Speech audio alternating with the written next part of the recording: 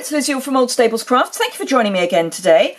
Today I am going to show you the companion piece to go with the card that we made yesterday. This is a little box that I have made. The paper, as in the pattern here, I've made in exactly the same way as I made the pattern for the card, except I've done a whole sheet, more than one, of Whisper White and just stamped the pattern all over because I've then cut it down. And then the actual box, bear with me one moment while I try and get it open for you, contains a bar of chocolate. Now I know I'm not a chocolate eater, but I think most people are, and I think most crafters are. I think I'm that extraordinary thing that isn't.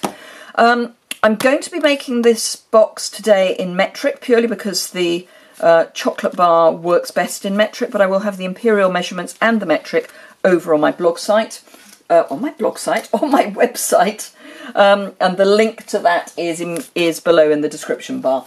So you can get, out of the Whisper White, you can get, and here's some more pieces, you can get 5 boxes. So for the pieces that we need, which I'll come on to the measurements for those, but you can get 5 boxes out of one sheet. I don't want to tell you how many I've done, but there we go. And out of the Blueberry Bushel, which is the card I'm going to be using, you can get 2 of the actual boxes. Now, I'm going to actually make 1.5 boxes. So I'm going to actually show you how I've kind of done the whole thing. Because I'm doing mass production, because I can get 2 out of one sheet, it made sense to do some of the scoring at the same time. So the final piece that you need in order to make one box is 15.5 by 14 centimetres, which is 6.25 by 5 3/4. Because the length of a piece of A4 is just over 29, it's not quite 30 centimetres, I'm not going to get 15.5 twice out of a length. So I'm going to do my 15.5 out of the width. So that's going to be my first cut. So this will be spare, but that's my 15.5. And before I do anything else, I'm going to score this piece. But when you come to do it, you will have cut your piece down to size, and you will be looking at something like this. But because I'm making 2 as 1, I just want to show you how it's done. I'm going to start my scoring when it's still one piece. So the first thing I'm going to do is remember that you've got measurements to the right of your trimmer as well. I'm going to use the trimmer because it's just easier with some of the measurements I've got. So you can do up to 3 centimetres or 1.25 inches to the right of your channel. So as I need to do my first 2 scores at 1 and 2 centimetres, I'm going to line up against the grid line and do 1 and then 2.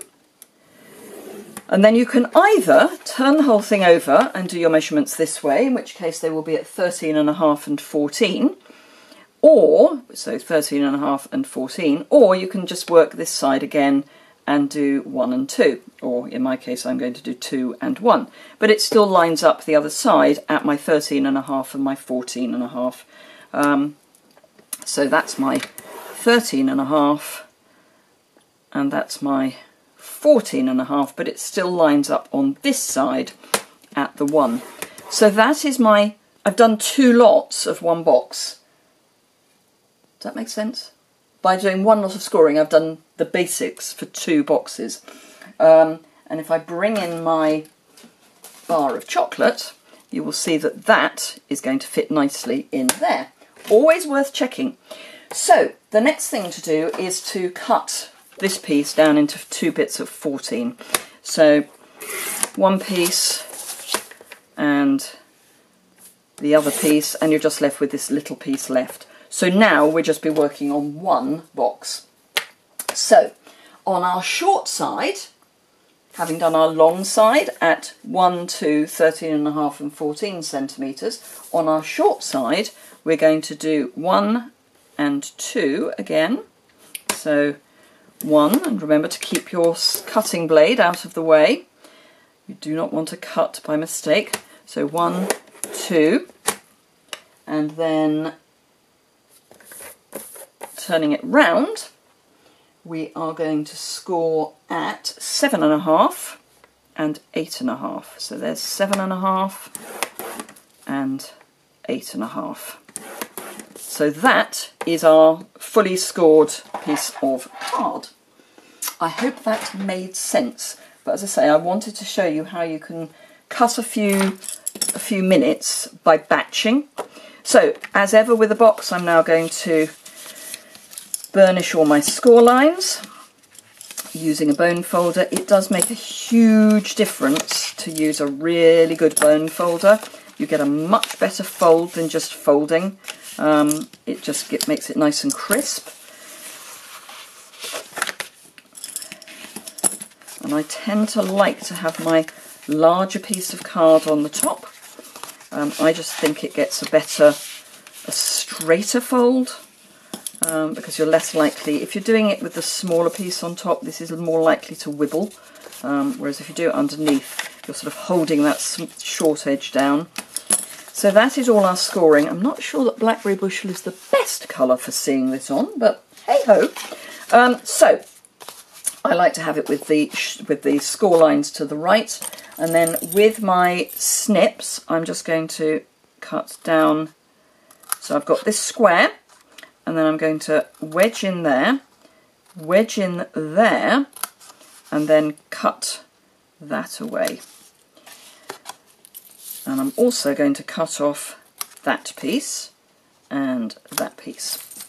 So that is my basic cut, and I'll be doing the same over here.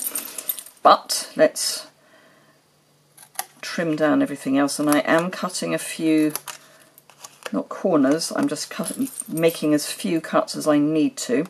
So that's wedged. This piece we're losing.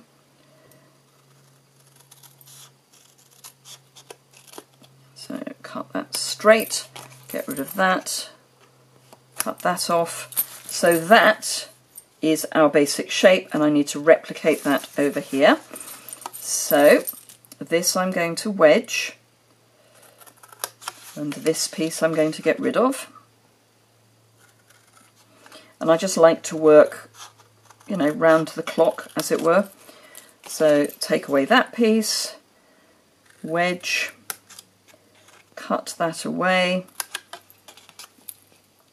and then cut this straight. And basically I just use either side of the score line, and then I'm going to cut there. So again, I'm mitering this piece and mitering that piece, and then this I just cut straight down the score line, and then again I'm going to miter, wedge, cut that away, miter, and there we have our basic box. Tear and tape and a straight edge, and all I'm going to do is run my tear and tape down this piece here. This is the only bit of adhesive that we need for the actual box construction. We are going to need adhesive for sticking the pattern on, and I'm going to use snail for that. So I've got a pattern cut at 5 by 11 centimetres, and that's 2 by 4¼ inches roughly. So let's just add our snail.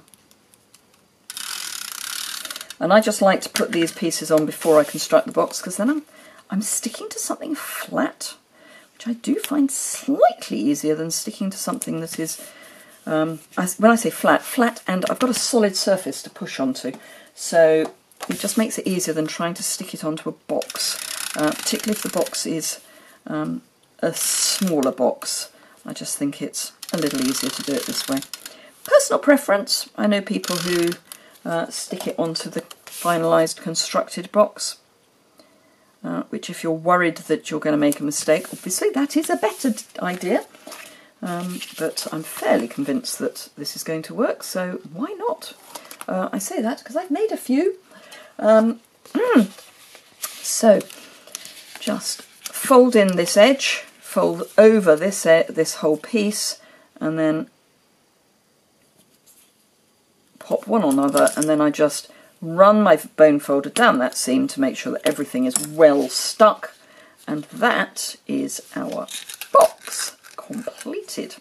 So just tuck your end in, grab yourself a bar of chocolate, pop it in, and there you have your lovely box. So more box, card, nice little gift. Thank you very much indeed for watching. If you enjoyed that, please give it a thumbs up. I would love to see anything that you make that's, you know, similar to this. If you aren't